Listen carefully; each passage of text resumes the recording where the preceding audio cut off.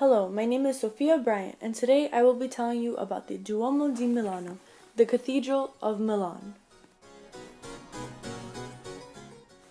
The Duomo di Milano is located in Milan, Italy, and is the largest cathedral in Italy. It is dedicated to Mary, the Mother of God, and is named for Santa Maria Nascente. The feast day of the cathedral is September 8th. The street plan of Milan, with streets either radiating from the cathedral or circling it, indicates the cathedral occupied the most important site in this ancient Roman city. The cathedral also holds many interesting stories and relics. Beneath the Duomo is said to be the area where St. Augustine was baptized by St. Ambrose in 387. St. Charles Borromeo, Cardinal Archbishop of Milan from 1564 to 1584, and significant leader during the Counter-Reformation in Europe, is buried in the cathedral. The Duomo also houses one of the nails from Jesus Christ's crucifixion. Every year on September 13th, 5 men are hoisted up to the ceiling of the Duomo to pick up a shrine that contains the holy nail. However, the relics in Milan are not limited to only the Duomo di Milan. Significant reliquaries exist in 2 local Milanese churches. The Basilica of San Estorgio is a church in Milan in northern Italy, located within the Basilica's city park. It was for many years an important stop for pilgrims on their journey to Rome or to the Holy Land, because it was the site of the tomb of the 3 Magi, or 3 kings.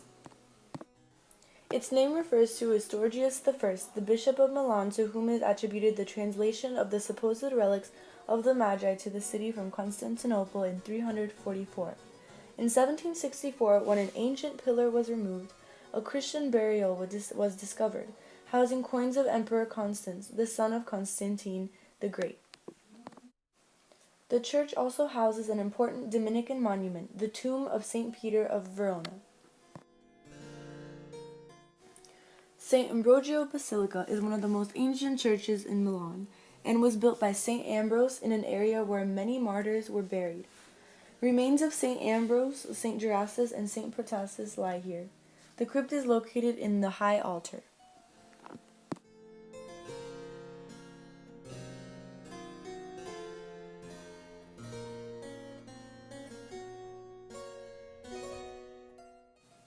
The gorgeous Duomo is 350 feet tall.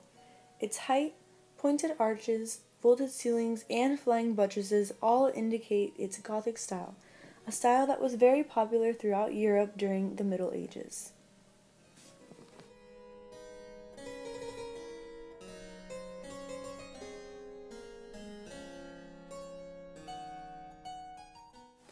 The cathedral holds over 3,000 statues, each depicting a significant religious or political figure.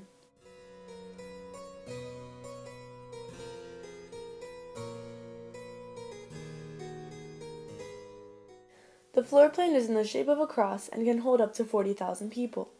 This was the first part of the design and the first part of construction.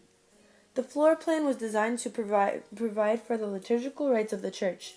Before the legalization of Christianity by Emperor Constantine, Christians worshipped in private homes or secretive locations.